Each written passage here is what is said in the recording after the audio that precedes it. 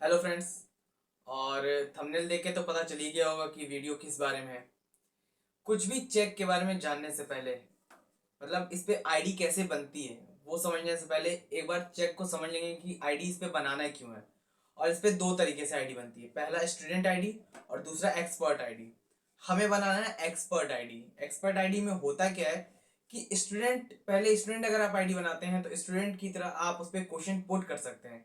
लेकिन अगर अगर आप अपना उस पर एक्सपर्ट आईडी बनाते हैं तो उस पर आप उस क्वेश्चंस का आंसर करके पेमेंट ले सकते हैं। एक्सपर्ट आईडी बनाने से पहले हम जान लेंगे चेक से पेमेंट आता कैसे है। चेक नॉर्मली एक वेबसाइट है जहां पे आप क्वेश्चन का आंसर देके अच्छे खासे अमाउंट बना सकते हैं।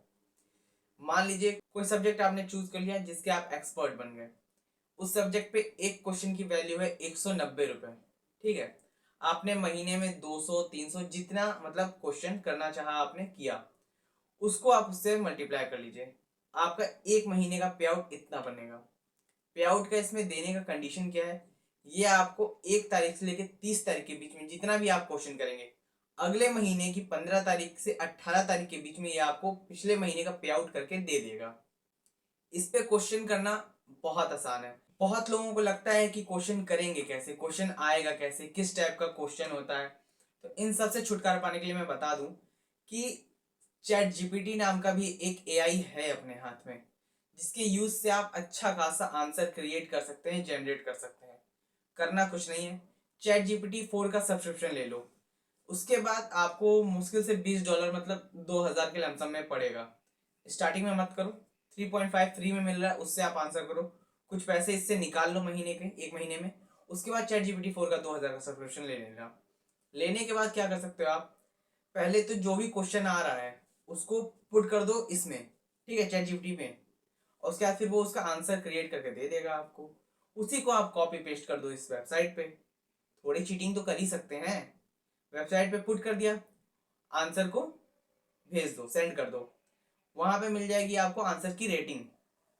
ऐसे तो एक दिन में आप 10 क्वेश्चन ही सॉल्व कर सकते हो, लेकिन अगर स्टूडेंट्स ने अच्छी रेटिंग दे दी, चेक ने अच्छी रेटिंग दे दी आपके क्वेश्चन के आंसर को, तो आपकी ये लिमिट बढ़ जाएगी। एक दिन में आप फिर 10 क्वेश्चन, 15 क्वेश्चन, 20 क्वेश्चन, 100 क्वेश्चन कर सकते हो अगर आपकी लिमिट बढ़ गई तो। और प्लस यहाँ पे लिमिट केवल क्वेश्चन पे ही नहीं बढ़ती है, यहाँ लिमिट आपके मनी पे भी बढ़ती है। मान लीजिए पहले आपका 190 रुपए एक क्वेश्चन का मिल रहा है।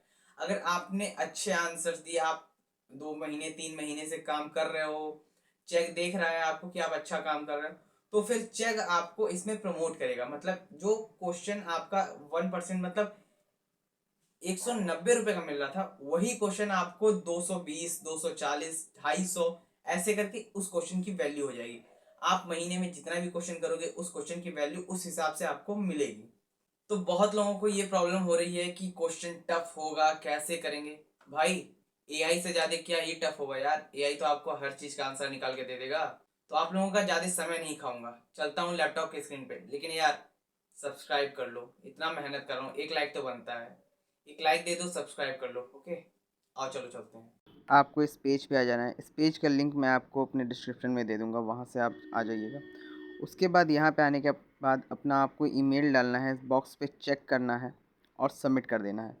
सबमिट करने के बाद आप कुछ इस तरह के पेज पे आ जाएंगे। यहाँ पे आपको वो नाम डालना है जो आपके पैन कार्ड में है और ईमेल डाल के कैप्चा भर के साइन अप कर लेना है। साइन अप करने के बाद आपके मेल पे एक मेल जाएगा चेक की तरफ से। आपको अपने मेल पे जाना है। मेल पे यहाँ पे आने के बाद आप क्लिक हेयर पे क्लिक करेंगे।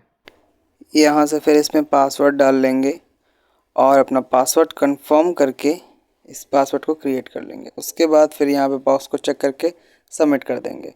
देन आफ्टर दैट यहाँ लिखा है प्ले वॉक थ्रू वीडियो। आप वीडियो के थ्रू भी इसको देख के समझ सकते हैं, लेकिन अभी मेरा शायद यूट्यूब का रिकॉर्डिंग चल रहा है, इस वजह से अभी हो नहीं पाएगा। देन हम आ जाएंगे अपने टर्म्स एंड कंडीशन पे। इसको आप पढ़ सकते हैं और कर सकते हैं, लेकिन कोई ज़रूरत नहीं है, मुझे सब याद है। रजिस्ट्रेशन आ जाते हैं।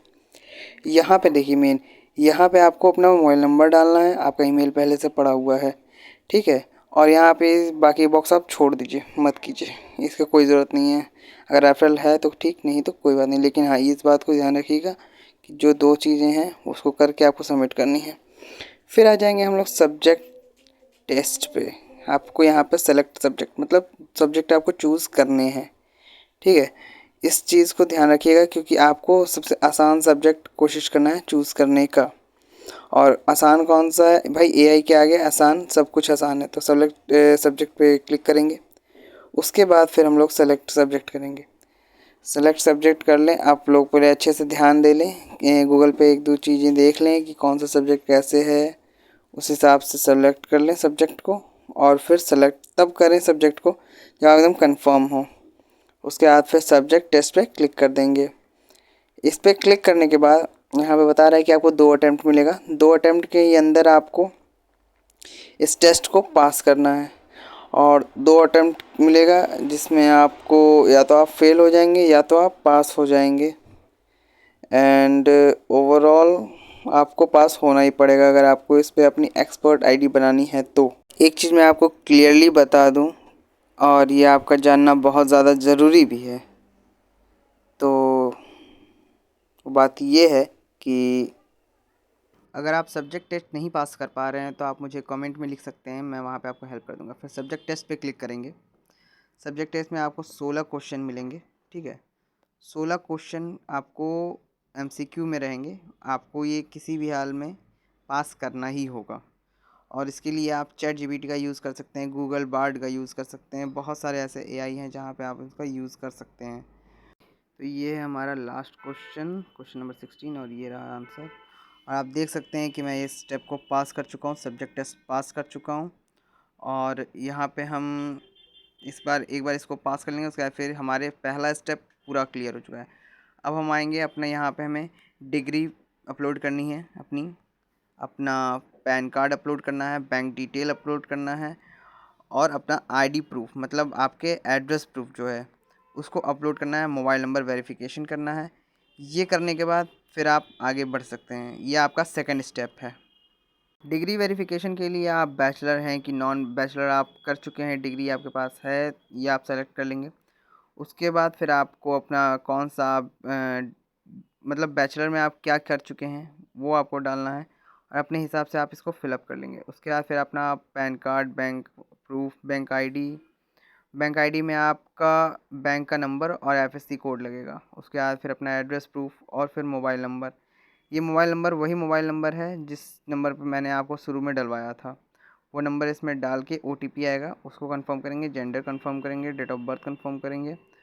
उसके बाद फिर आप एलिजिबल हैं कि नहीं हैं, क्या करते हैं, आपसे यहाँ पूछा जाएगा कि आपने ट्यूशन पढ़ाया या नहीं पढ़ाया, तो सब में आपको येस करना है, कहीं भी नो मत कीजिएगा। आपसे अगर आपकी स्किल पूछा जाएगा तो 2 साल कम से कम बताइएगा। 2 साल के बाद फिर इतना कोई सोचता नहीं है, देखता नहीं है, ये लोग एक्सेप्ट कर लेंगे।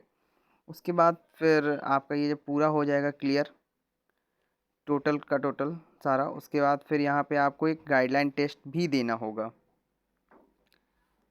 यह है स्टेप नंबर 3, गाइडलाइन टेस्ट।